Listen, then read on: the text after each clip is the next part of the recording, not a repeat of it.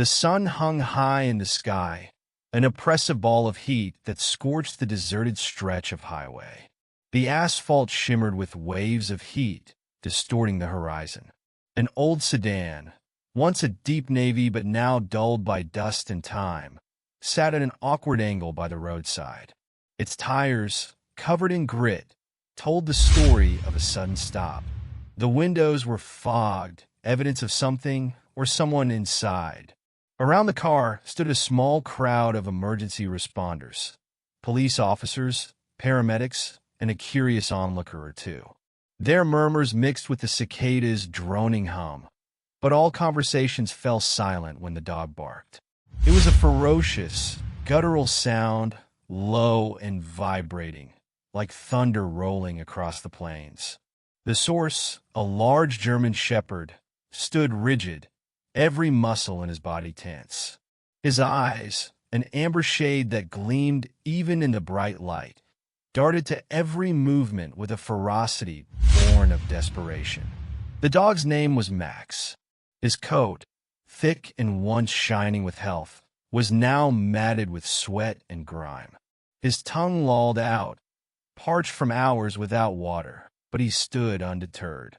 No one would get past him, not without a fight. Tensions mount.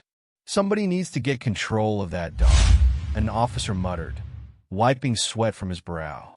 He glanced at Sergeant Mark Hayes, who was studying the scene with furrowed brows. "There's a kid in that car, Sarge. Looks bad."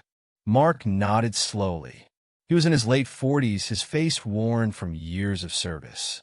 He'd seen plenty of tough situations, but there was something uniquely heart-wrenching about this one. He took a cautious step forward, hands raised in a non-threatening manner. "Easy, boy," he said gently, his voice low and steady. "We're here to help." Max's growl deepened. His lips curled back, revealing sharp teeth.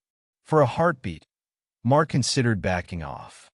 But then he saw it, the fear in Max's eyes.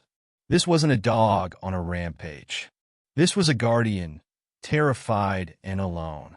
"Something's not right," Clara, a paramedic with curly brown hair pulled into a ponytail, said as she approached. "I think the dog knows it too." She glanced at the car. "We have to get that kid out."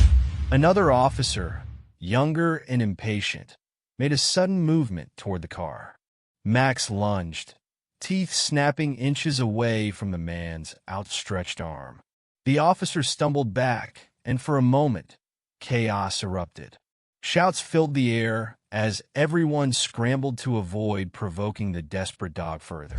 Mark raised his hand, commanding silence. "Everyone back off," he ordered. The noise subsided, and once more, the oppressive quiet of the afternoon settled around them. Uncovering the situation. Carefully, Mark moved to the car's side, peering through the grimy window. Inside, he saw a small, pale figure slumped across the back seat. The boy's face was partially obscured by a mop of dark hair, and his chest rose and fell in shallow breaths. Mark's heart clenched. He stepped back, motioning for Clara. "There's a boy in there, alive but barely," he whispered. "We need to find a way to calm that dog down." "That's Max," came a trembling voice. Everyone turned to see an elderly man standing at the edge of the scene, clutching a weathered cane. "I live nearby. That dog belongs to the boy and his father." He swallowed hard, eyes shining with tears. "They're good people." Mark's eyes softened. "What's the dog's name?" "Max," the man repeated. He's the boy's protector." A bond forged in love flashbacks. Max had come into Timmy's life at a time of loss. Timmy was just 5 years old when his mother passed away, leaving behind an aching void.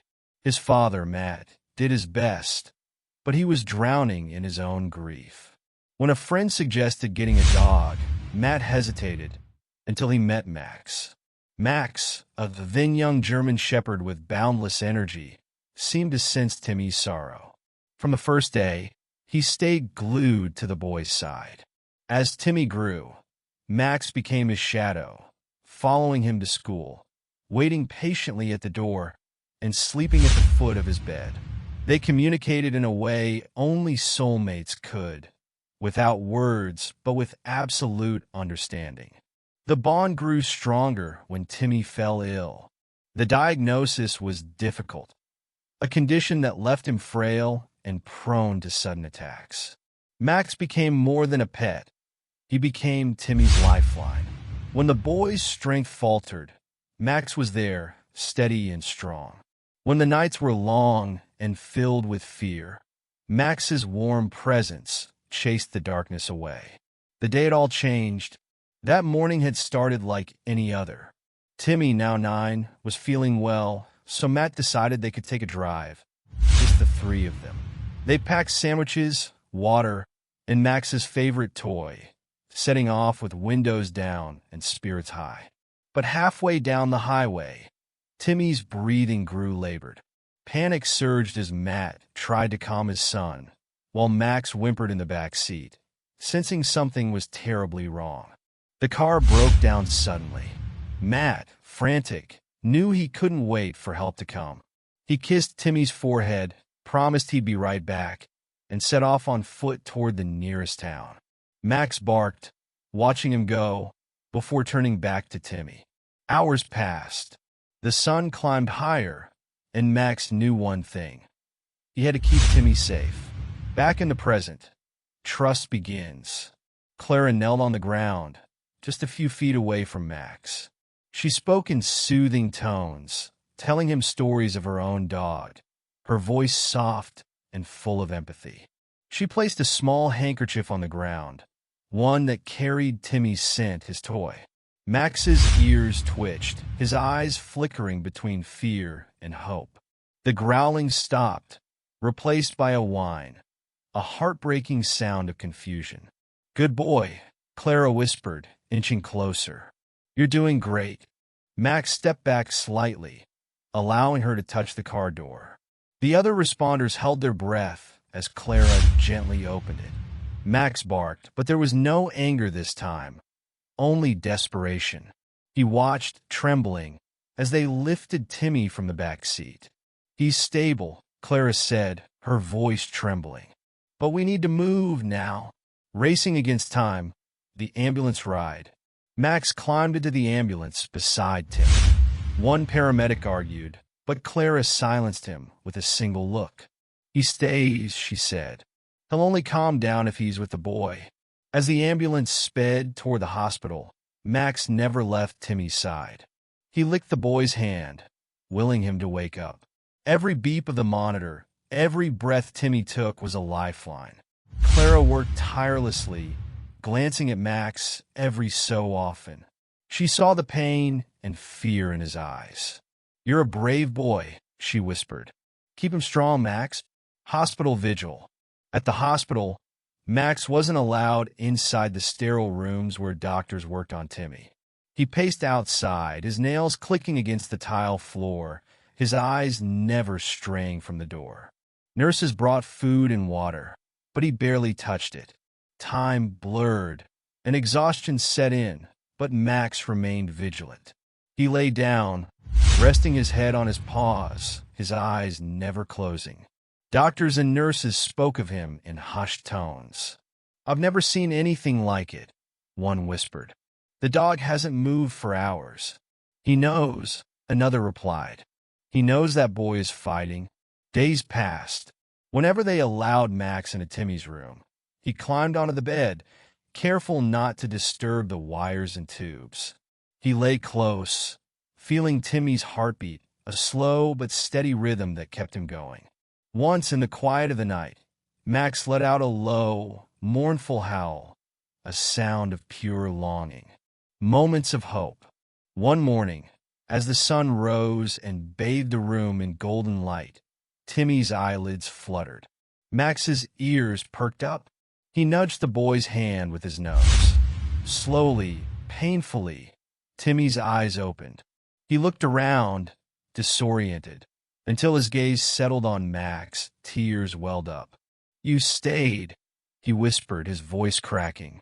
Max barked softly, licking the tears from Timmy's face. The boy's father, pale and exhausted, stood by the door, tears streaming down his cheeks. He approached and hugged them both, man, boy, and dog, a trio bound by love and hardship. A new chapter. News of Timmy and Max's story spread quickly. Journalists wrote about their bond, their fight, and the loyalty that had touched so many hearts. Donations poured in to help with Timmy's recovery, and people across the country wrote letters, sharing how the story had moved them. Max became a symbol of loyalty, a reminder of what it meant to love without question. Years later, the last vigil. As the years passed, Timmy grew stronger. Max aged too, his once shiny coat turning gray around the muzzle. He slowed down, but never wavered in his devotion. When Timmy left for college, Max was there to see him off, his eyes proud but wistful. And when Timmy returned, Max was waiting, tail wagging, eyes bright with recognition. One evening, as they sat on the porch, the sun setting in a blaze of red and gold, Max laid his head in Timmy's lap. The boy, now a young man, stroked his fur, whispering stories of their adventures, of their bond. Max closed his eyes, content. His duty had been fulfilled. When the time came, Timmy held Max close, tears soaking into his fur. "Thank you," he whispered, "for everything." Max's eyes opened one last time, filled with love. As the final breath left his body, he was surrounded by the warmth of the boy he had given everything for.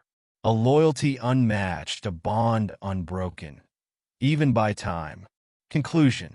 Timmy kept Max's memory alive in every story he told, every act of kindness he showed.